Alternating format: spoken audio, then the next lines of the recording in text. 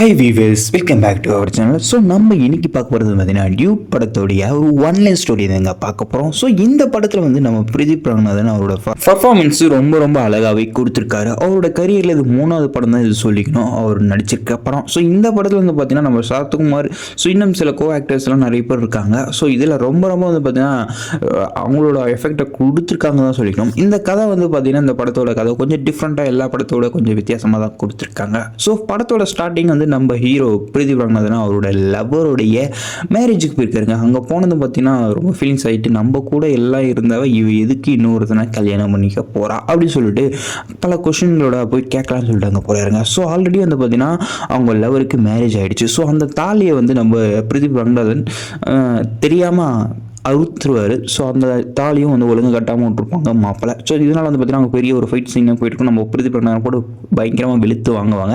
So அங்கேருந்து வெளியே வந்ததுக்கப்புறம் வந்து பார்த்தீங்கன்னா அவங்க மாமன் அவங்க தான் படத்தோட ஹீரோனி. ஸோ அவங்க வந்து பார்த்தீங்கன்னா நம்ம ஹீரோவை காப்பாற்றி கூட்டிகிட்டு வராங்க.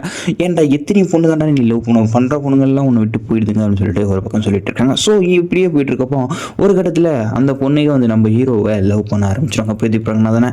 ஸோ அதுவும் எப்படி வந்து பார்த்தீங்கன்னா ப்ரொபோஸ் பண்ணுறாங்கன்னா, அதாவது நம்ம ஹீரோ அந்த பொண்ணு இவங்க எல்லாரும் சேர்ந்து வந்து பார்த்தீங்கன்னா நம்ம சர்ப்ரைஸ் பண்ணுறதுக்கு நிறைய வந்து டெக்கரேஷனில் பண்ணிட்டு இருப்பாங்க இல்லையா. ஸோ அந்த மாதிரி பண்ணக்கூடிய ஜாப் தான் இவங்க பண்ணிட்டு இருக்காங்க. ஏதாவது ஒரு சர்ப்ரைஸ் பண்ணுறது இந்த மாதிரி விஷயத்துக்கு இவங்க நிறைய வந்து ஆர்டர் எடுத்து பண்ணிட்டு இருக்காங்க.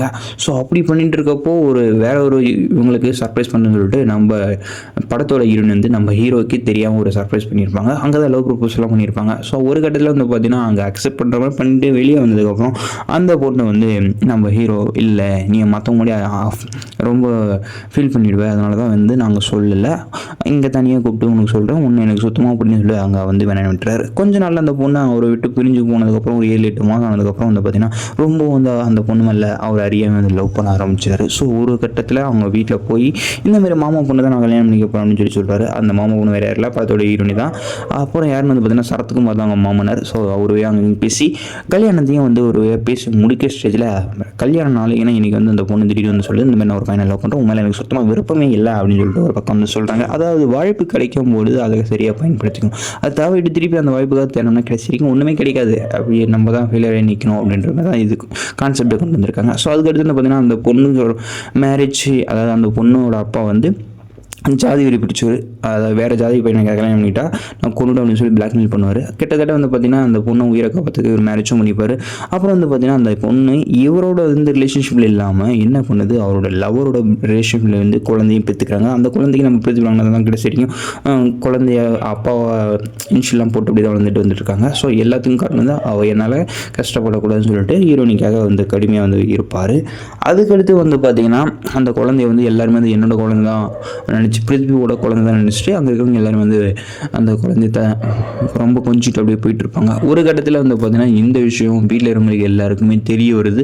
தெரிஞ்சதுக்கப்புறம் வந்து பார்த்தீங்கன்னா என்ன வேலை பண்ணி வச்சிருக்க அப்படின்னு சொல்லிட்டு எல்லாருமே பயங்கரமாக திட்டுறாங்க. அதுக்கப்புறம் எல்லாத்துக்கும் காரணம் நான் தான் இப்படி பண்ணேன்னு சொல்லிட்டு பிரதீப் வந்து அங்கே சொல்லுவார். சொன்னதுக்கப்புறம் சரி நம்ம சரத்துக்குமார் என்ன பண்ணுவார் பார்த்தீங்கன்னா நம்ம ஹீரோவை போட்டு வெளுத்து வாங்கிறதுக்கு அங்கே ஆரம்பிச்சிருப்பாங்க. ஸோ அங்கேயே வந்து பார்த்தீங்கன்னா பயங்கரமாக ஃபைட் பண்ணி அந்த ஹீரோனியை அவங்க மாமா பொண்ணை காப்பாற்றிட்டு வந்துடுவார். ஸோ அதாவது நான் வந்து உன்னை லவ் பண்ணேன், ஆனால் உனக்கு பிடிச்ச விஷயத்துக்காக நான் எந்த லெவலுக்கு நான் போவேன் அப்படின்ற மாதிரி தான் காமிச்சிருக்காங்க. ஸோ அதாவது ஒரு தாலி கட்டுறதுனால அவங்க வந்து ஃபுல்லாக ஒய்ஃப் ஆகிட மாட்டாங்க, அவங்க மனசுக்குள்ளே என்ன இருக்குது அதுதான் பார்க்கணும் அப்படின்ற மாதிரி ஒரு விஷயமாக வந்து இதில் சொல்லி முடிச்சிருக்காங்க. ஸோ இந்த படம் வந்து ஓரளவுக்கு நல்லாவே போயிருக்கு, இன்ட்ரோல் வரைக்கும் நல்லாவே வந்திருக்குங்க. அதுக்கப்புறம் தான் அந்த கதை வந்து அவனோட பொண்டாட்டி இன்னொருத்தனோட எப்படி இருக்குது கொஞ்சம் படம் வந்து கொஞ்சம் சொதப்பலாக போயிடுச்சு. இன்னும் கதை நல்லா கொண்டு போயிருக்கலாம்னு நினைக்கிறேன். பட் இது கொஞ்சம் ட்ரிக்ஸாக கொண்டு போயிருக்காங்க, ஸ்டோரி இன்னும் கொஞ்சம் நல்லா கொண்டு போயிருக்கலாம்னு நினைக்கிறேன். ஸோ பட் ஃபேமிலியோடு போய் பார்க்குறது அது தேவை தான் நினைக்கிறேன். ஸோ உங்களுக்கு பிரதீப் ரங்கநாதன் எந்த அளவுக்கு பிடிச்சிருக்குன்றதை கமெண்ட் செக்ஷனில் சொல்லுங்கள் மக்களே. நம்ம அடுத்து ஒரு நல்ல படத்தோட ஒரு ரிவ்யூவை பார்ப்போம்.